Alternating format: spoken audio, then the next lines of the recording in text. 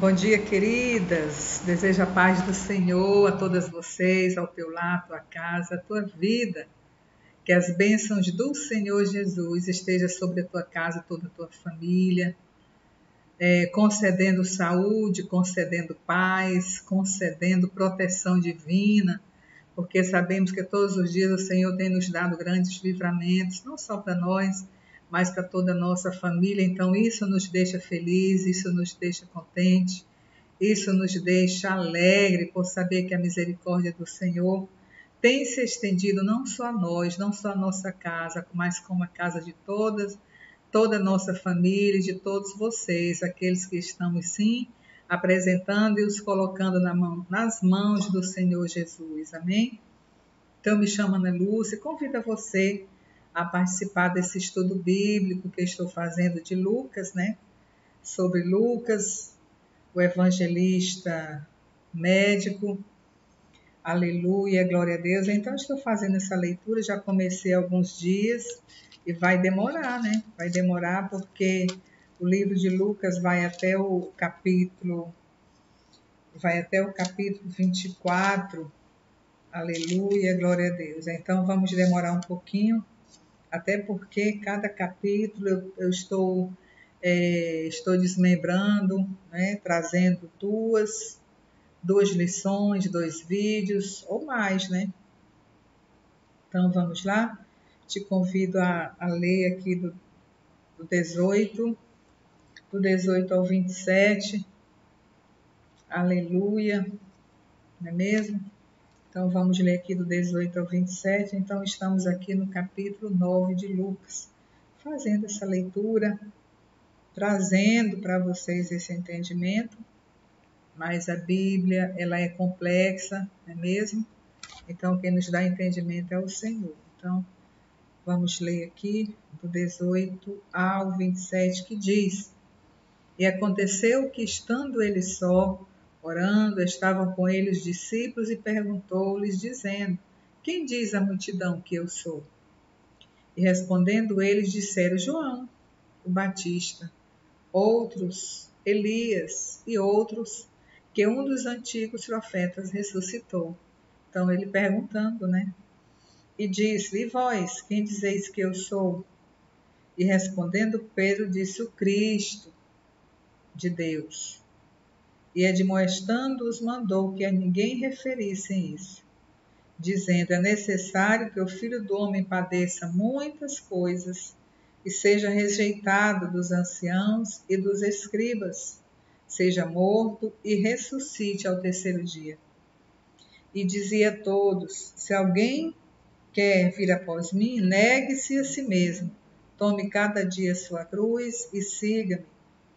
Porque qualquer que quiser salvar a sua vida, perdê-la-á. Mas qualquer que por amor de mim perder a sua vida, a salvará. Porque que aproveita o homem granjear o mundo todo, perdendo-se ou prejudicando-se a si mesmo?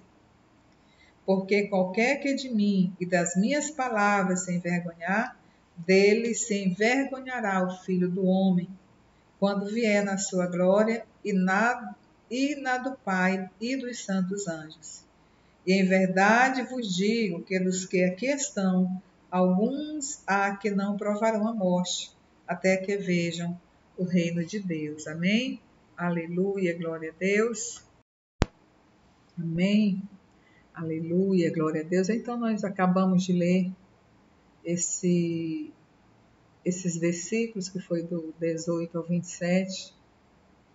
E o que a gente vê na leitura que nós fizemos é que a presença de Cristo na Palestina, a presença de alguém tão importante para a história, de alguém assim que viria, que seria um fenômeno representado pela presença de Cristo, deixaria muitas pessoas ali entusiasmadas, deixaria muitas pessoas ali crendo que dias melhores viriam e deixaria muitas pessoas com ponto de interrogação, deixaria muitas pessoas ali sem entender o que realmente estaria acontecendo, não é mesmo? Então, a presença de Cristo ali naquela região, nas terras, ali na Palestina, estava deixando muitas pessoas ali com um ponto de interrogação, estava dando o que falar com a presença dele, devido aos milagres, devido às maravilhas, devido a tudo aquilo que ele fazia através da sua presença, por onde ele passava, com quem ele falava, as pessoas que iam contar a sua história, contar os seus problemas. Então, para tudo ele tinha uma solução, para tudo ele demonstrava interesse em resolver o problema de cada uma das pessoas que se aproximavam dele. Por isso, quando ele chegou ali, naquelas cidades, naquela região da Palestina, deixou muitas pessoas a se indagarem entre si quem seria ele. Seria Elias? Seria Jeremias? Ou até mesmo o próprio João Batista teria ressuscitado, até porque eles sabiam que o João teria sido decapitado. Então eles ficaram tão maravilhados, tão entusiasmados com a presença de Cristo, que eles se indagavam entre si. Por isso que Cristo fez a pergunta ao povo que estava com ele, aos seus apóstolos, aos seus discípulos, ele estava ali, ele indagou. As pessoas, o que dizem que eu sou? Não é mesmo? Aí diz, uns dizem que tu és Elias, uns falam que tu és um profeta dos antigos, outros dizem que tu és João o Batista. Então, as pessoas não acreditavam que viria o Filho de Deus, que Deus iria mandar seu Filho, que seria o único, que seria unigênito, que seria o enviado por Deus para trazer transformação, para trazer mudança. Eles não acreditavam porque havia se passado 4 séculos sem que tivesse uma pessoa ali, sem que tivesse um profeta para falar com aquele povo, ouvir as suas lamentações, ouvir as suas dores, os seus desalentos. Aleluia, glória a Deus. Então aquele povo ficou ali, quando tiveram a presença de Cristo, quando ele veio, que fazia todas essas maravilhas, curava os enfermos, não é mesmo? Sarava de qualquer enfermidade, purificava o sangue, trazia alento, trazia esperança para cada uma das famílias que lhe procuravam. Aleluia, glória a Deus. Então, as pessoas se questionavam quem seria, e nesse momento ele estava procurando aos seus discípulos, querendo saber o que eles ouviam falar dele, né? E eles disseram, é o Elias, é Jeremias, é João Batista. Ele quis saber deles mesmo, e vós, né? E vós, o que dizem sobre mim? Então ele quis saber deles, daqueles que andavam com ele. Ele perguntou, e vós, quem dizeis que eu sou? E Pedro, respondendo por todos ali, Pedro tomou a frente, não é mesmo? Não esperou que João fosse dizer, Mateus, não, ele foi, e Felipe, então ele foi ali e ele mesmo disse. Pedro disse, o Cristo de Deus, ungido, o Filho de Deus, não é mesmo? Então Pedro falou por todos ali que ele seria o Cristo, o Filho de Deus. Foi aí que ele falou que para ninguém mais eles dissessem. Então, a gente está vendo aí que a presença de Deus, a presença do Cristo, o Filho de Deus na Palestina, trouxe muita indagação. Quem seria esse poderoso que curava enfermos, levantava, ressuscitava mortos? Então, ele curava as enfermidades no mais alto grau, por mais que a doença tivesse a tal ponto que os médicos dissessem que não haveria mais solução, ele curava. Então causou muita euforia nas pessoas, querendo saber quem seria aquele profeta, não é mesmo? Então as pessoas deixavam as pessoas confundidas, e as pessoas confundiam a sua mente, a sua cabeça, porque queriam descobrir que profeta era esse, tão poderoso, cheio de tanta virtude, de tanto poder. Não é mesmo? Quando aquela mulher do fluxo de sangue o tocou, imediatamente o sangue se estancou. Então, dele saiu virtude automaticamente. Foi ela tocar com tanta fé que saiu virtude. Então, as pessoas se confundiam, as pessoas ficavam confundidas de quem seria, não é mesmo? Por isso ele quis saber dos seus discípulos: e vós, quem dizeis que eu sou? E Pedro falou: Cristo, Filho de Deus, não é mesmo?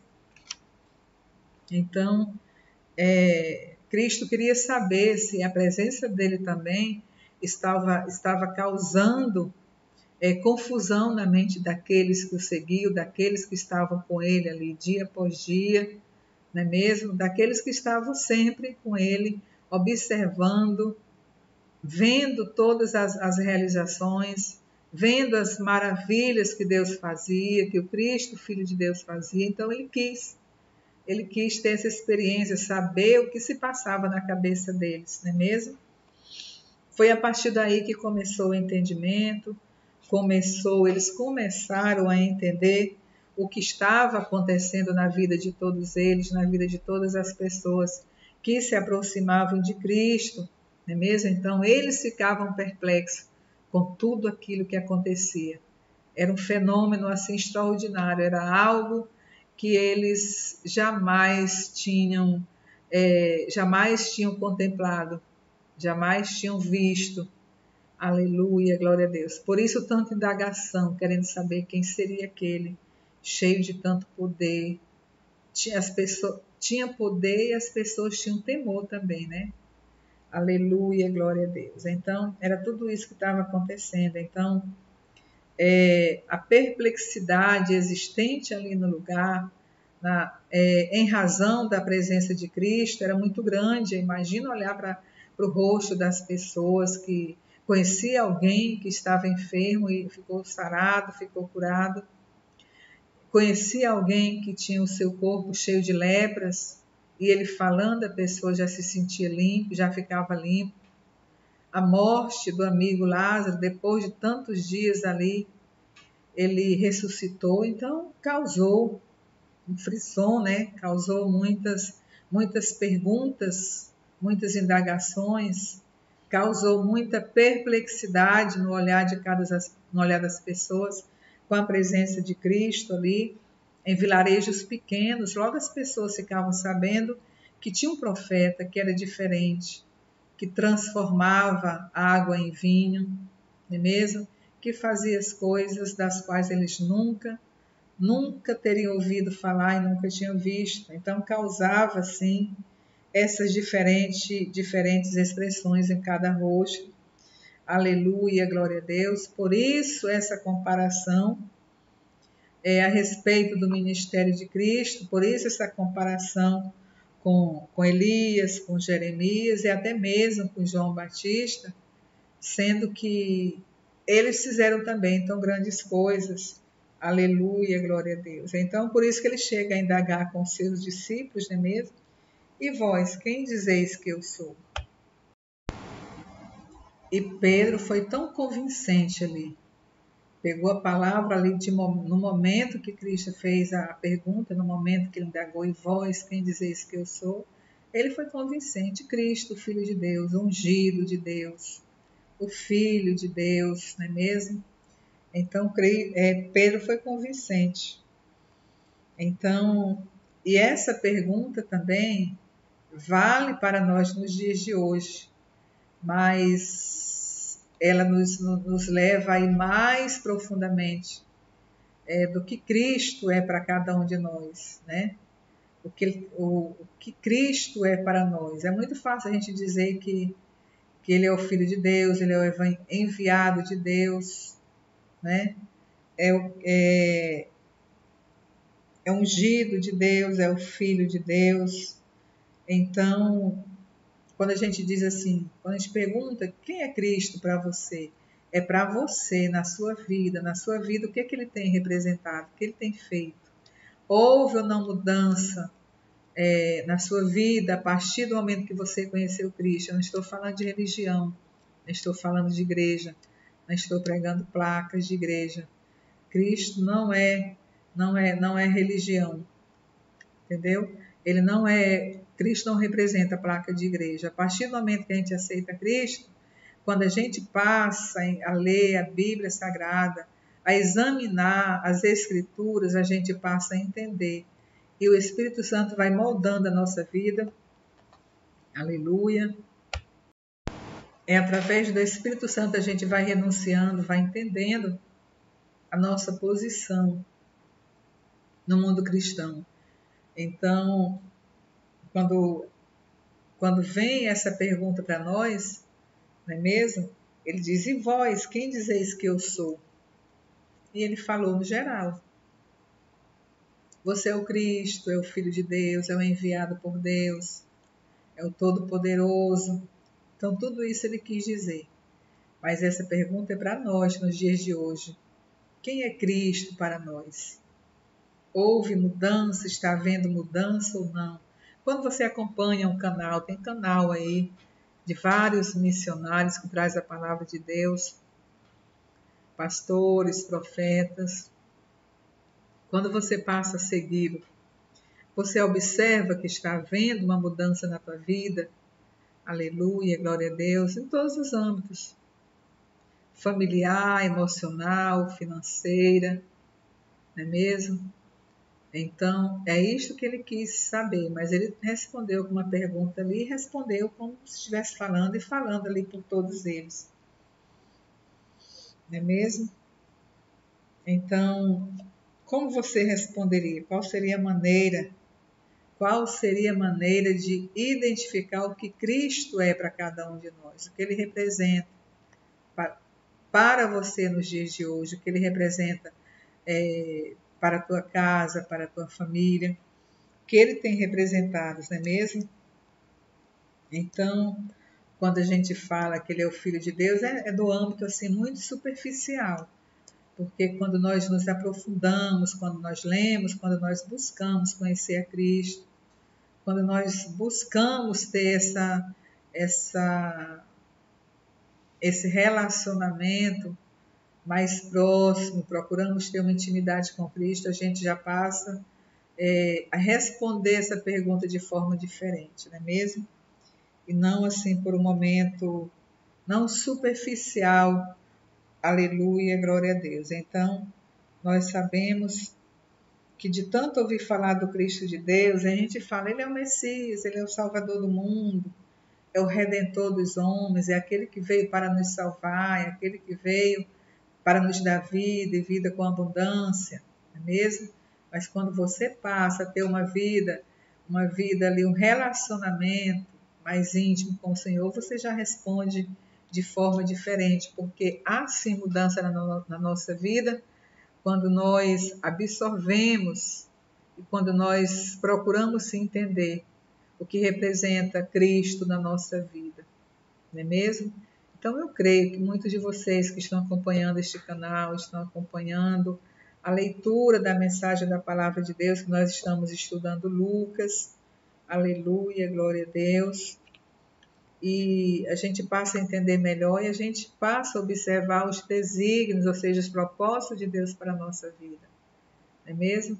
A gente sabe que as lutas vêm, mas que nós não devemos abandonar o barco, não é mesmo? A gente diz, eu vou abandonar, vou desistir, as lutas estão aumentando, eu passei a ler a palavra de Deus e as lutas estão aumentando, é luta com o filho, é luta com o marido, é luta com o vizinho, é no trabalho, então eu vou abandonar, vou deixar de ler, vou deixar de acompanhar, não faça isso. É porque quando a gente passa a ler, passa a entender um pouquinho da palavra de Deus, vem as lutas, sim, que é exatamente para que você pense dessa forma, que você vai desistir, vai deixar de ser cristão, vai deixar de ir à igreja, mas não é para isso que a gente busca entender, é para que a nossa vida, sim, venha melhorar e venha se transformar através do que nós lemos, através daquilo que nós estamos ingerindo, porque é um alimento não só para o nosso corpo, é um alimento para a alma, porque sabemos que o nosso corpo, sim, precisa de alimentos, né? Alimentar o corpo. Mas quando a gente vem buscar na palavra de Deus, nós estamos buscando, sim, alimentar o nosso espiritual. E quando a gente busca alimentar esse espiritual, a nossa vida vai se transformando cada dia. Nosso caráter vai mudando, a forma de pensar, a forma de ver, né? Então, a gente aprende a ouvir mais e falar menos. Então, traz essas transformações, sim. a partir do momento que eu passo a examinar as Escrituras. Então, traz transformação, automaticamente a gente vai adquirindo novo comportamento, nova postura, forma de olhar.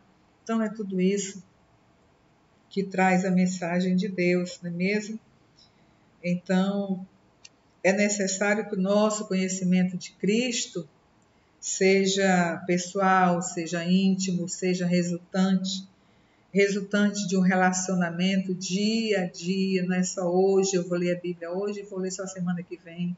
Não, é no dia a dia, não é mesmo? Então vai transformando a nossa vida através da leitura, através da forma que nós nos alimentamos com o espiritual. Então é através da experiência real com Ele. Que experiência real são essas? Quando Ele te cura, quando você vê que Ele está transformando a sua vida, transforma o seu lar, transforma a vida também daqueles que estão próximos de você, porque observa. Então é tudo isso. Transforma também o nosso olhar, a gente muda a forma de observar tudo ao nosso redor, não é mesmo? Então, não é só uma informação intelectual recebida, não, de que lemos e ouvimos falar a respeito de algo que nos contamos, de algo que nós vimos, não é só no nosso intelectual, tem que haver mudança também no nosso espiritual, e que a gente possa falar de Cristo como ser, como alguém que a gente convive, alguém que a gente vê as coisas acontecendo, os milagres e as maravilhas que Ele tem feito, não só na nossa vida, mas na vida dos nossos, e que a gente ouve também os relatos, os testemunhos. Então isso é muito bom, faz com que a nossa fé aumente. Amém? Aleluia, glória a Deus, que você possa ler, que você possa meditar na palavra do Senhor.